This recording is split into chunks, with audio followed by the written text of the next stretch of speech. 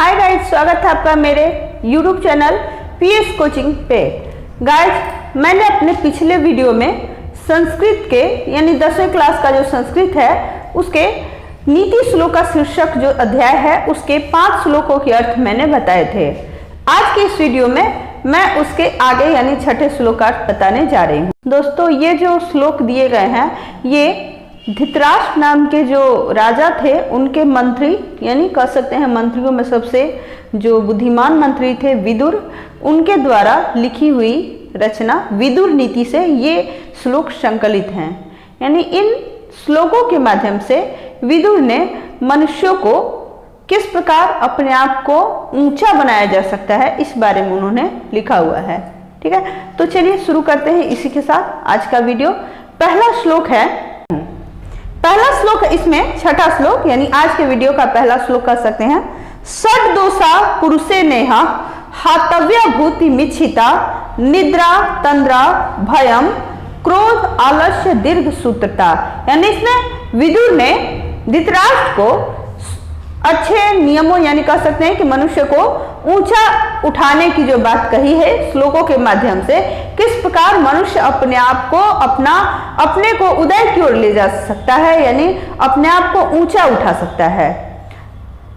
जो उसके दोष है उसके बारे में भी उन्होंने बताया है कि किन दोषों का त्याग करके मनुष्य चाहकर अपने आप को अपनी वृद्धि या कह सकते हैं कि अपने आप के लिए अच्छा कर सकता है।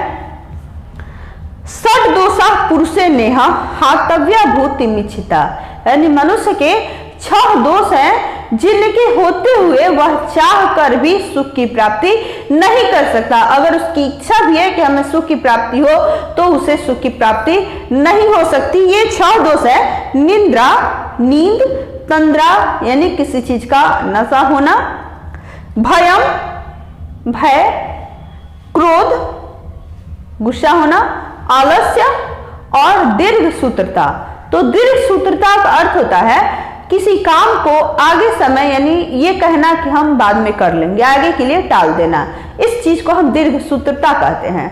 तो अगर ये 6 दोष यानी निद्रा है, मनुष्य अगर किसी चीज के नशे में डूब जाता है, जरूरी नहीं कि वह किसी नशीले पदार्थ का ही सेवन करे, किसी भी चीज की बुरी आदत को हम तंद्रा कर सकते हैं। भय, आलस्य, क्रोध, दीर्घ सूत्रता, ये सब जो दुर्गुण है इन सब के होते हुए मनुष्य चाह कर भी सुख की प्राप्ति नहीं कर सकता।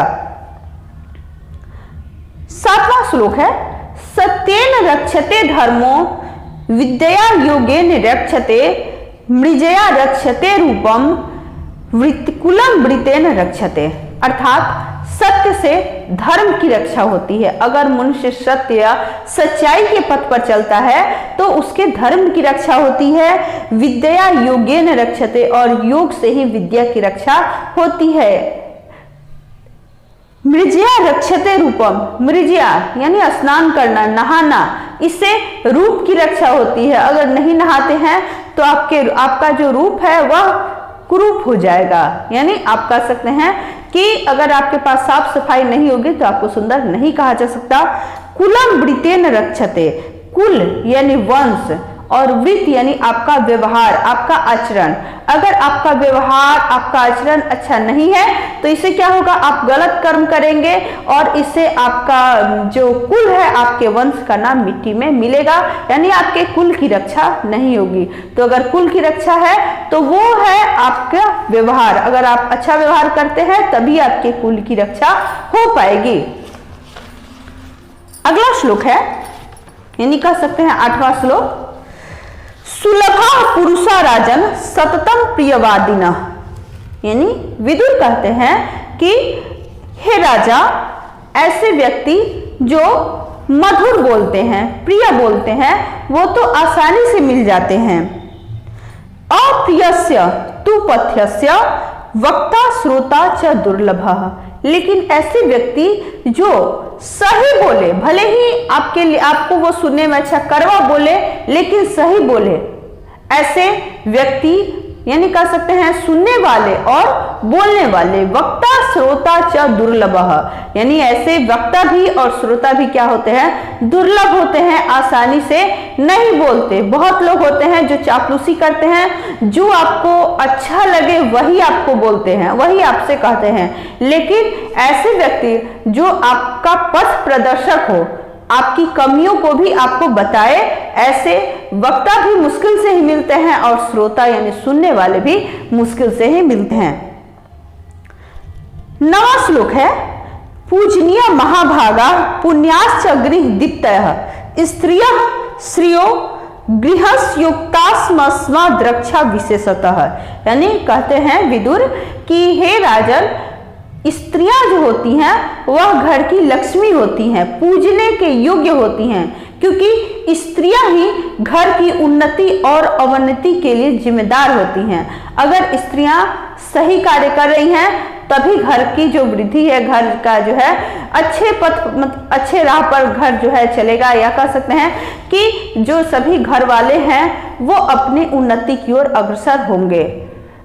जितने भी महापुरुष इस धरती पर हुए हैं सबको जन्म देने वाली स्त्रियां ही होती हैं। स्त्रियों के बिना घर नहीं होता, इसलिए स्त्रियां जो होती हैं वह रक्षा करने के योग्य होती हैं। स्त्रियों की रक्षा करनी चाहिए, क्योंकि ऐसा कहा गया है कि जहां स्त्रियों की रक्षा होती है वहीं पे देवताओं का भी निवास होता है। जहां स्त्रियों को सम्मान नहीं दिया जाता वहां पे देवताओं का भी निवास नहीं होता।